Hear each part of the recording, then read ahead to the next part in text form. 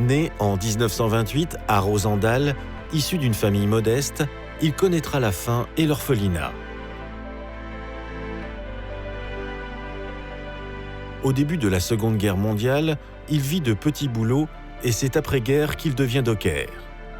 Son engagement l'amène rapidement à prendre des responsabilités.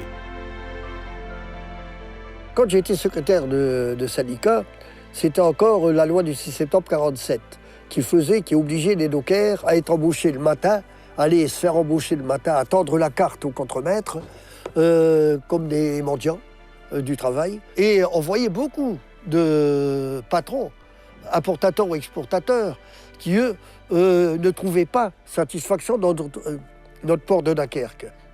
Et j'ai donc dû, moi, personnellement, discuter avec certains patrons qui étaient en avant-garde. Quand la mécanisation est arrivée, qui diminuait le nombre d'hommes, c'est vrai.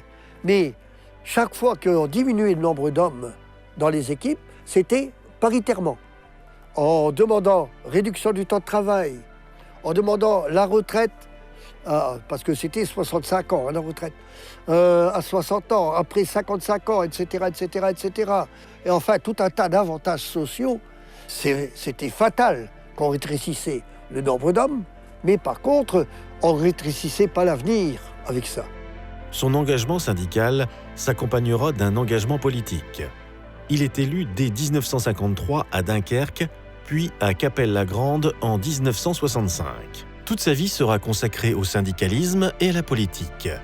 Il emménage à Cappelle-la-Grande dès le début des années 60 avec sa famille, près de l'usine Le Sieur. Il découvre une ville morcelée. J'étais étonné qu'on appelait une ville qui n'était vraiment pas une ville, puisque c'était des lieux dits.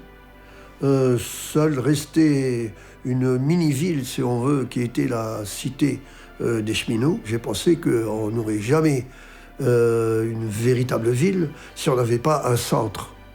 Donc les gens, pour aller d'un point de la ville jusqu'à l'autre, eh bien, ils devaient traverser tous les champs. Donc il fallait à tout prix rassembler tout ça. En mettant les gens d'abord avec un centre d'accueil, qui est le Palais des Arts aujourd'hui, et avec autour des HLM et des commerces, eh bien, on crée un véritable centre de ville et ensuite, il suffit de s'étendre le long de cette route départementale pour rejoindre les deux côtés de la ville de Cappelle-la-Grande. C'était une gageure, à ce moment-là, c'était une gageure. Sa vision de l'urbanisme très critiquée à ses débuts fera l'unanimité par la suite. L'alternance de logements collectifs et individuels s'avère très fonctionnelle. Le choix esthétique, briques et tuiles, donnera du cachet à la ville. Pour chaque opération, il saura trouver des financements, comme le dit avec humour M. Delbar. Je me méfie parce que la dernière fois que j'ai pris la parole dans un édifice à Cappelle, c'était au Palais de l'Univers. Résultat, je suis reparti avec le Palais de l'Univers dans les bras. C'est pas tel qu'il est, hein, mais tel que Roger avait imaginé qu'il pourrait être. Et depuis, on travaille et on paye.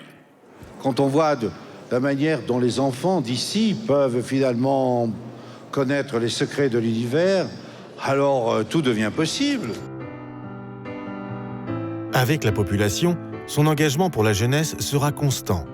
En matière d'éducation et de loisirs, de culture et de sport, tout est possible à Cappelle et surtout gratuitement. C'est la société qui doit éduquer, non pas par des paroles, mais par des actes. Par exemple, nos centres aérés. Bon, à Cappelle-la-Grande, nous avons tous les ans 300 jeunes qui font les moniteurs. Bon, mais on les fait passer le BAFA. Eh bien, au BAFA, on les apprend à être polis. On les apprend à avoir une autre attitude de vie également. On leur apprend à respecter les vieux. Ces 300 jeunes qui ont passé leur BAFA, eh bien, ils apprennent à tous les petits jeunes, dès l'âge de 4 ans, eh bien, ils leur apprennent à dire bonjour, ils leur apprennent à s'amuser avec l'autre. Eh bien, quelquefois, les parents eux-mêmes, ils voient transformer leur propre enfant à travers les centres aérés. Vous voyez donc que c'est la société qui doit les rendre bons. C'est comme ça que je vois qu'on peut changer la société, mais à partir de l'école d'abord et des droits de tout le monde. Jules Ferry avait bien dit, gratuite et laïque. Les deux mots sont indissociables. Et maintenant, si tu as deux enfants sur le même banc d'école, qu'il y en a un qui a un cahier magnifique, un cartable magnifique, des crayons de couleur, et l'autre qui a même pas un crayon, que le papa et maman ne veut pas payer ou peut pas payer, eh bien, moi j'ai été comme ça. Hein. J'ai été comme ça. Eh bien, là, c'est pareil maintenant sur les bancs d'école, dans beaucoup de classes. Mais il faudrait que ce soit totalement gratuit. Pour mettre en œuvre sa politique de la jeunesse, il s'est appuyé sur les nombreuses associations qu'il a contribué à créer. Mais elles font aussi partie de son projet politique. La démocratie dans ma ville, c'est la base. C'est mes 137 associations. Ce sont eux qui gèrent tout, la vie de la commune. Et moi, je suis là, à leur service, bien sûr. Par exemple, j'ai donné un cas. J'ai un beau jour, il y a un Capellois qui vient me demander de faire une association de radio-téléphoniste. Bon, je dis d'accord, mais pas tout seul. Quand tu seras 5 ou 10, tu vas venir me voir, et là, je vais te donner un local et des moyens financiers. Sans commencer à 4-5, pas plus. Eh bien, aujourd'hui, ils sont à 45, avec des ingénieurs dedans, qui apprennent aux petits l'amour de la radio et la connaissance technique des choses.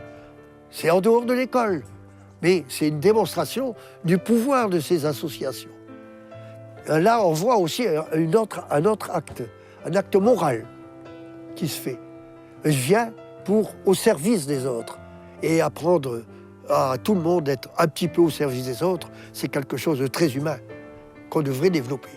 Eh bien, à travers nos 137 associations, c'est là, justement, la grande victoire de Cappelle-la-Grande. Voici résumé de façon brève ce qui l'a guidé dans la construction de Cappelle-la-Grande. Mais retenons surtout son message humaniste érigé en philosophe de vie.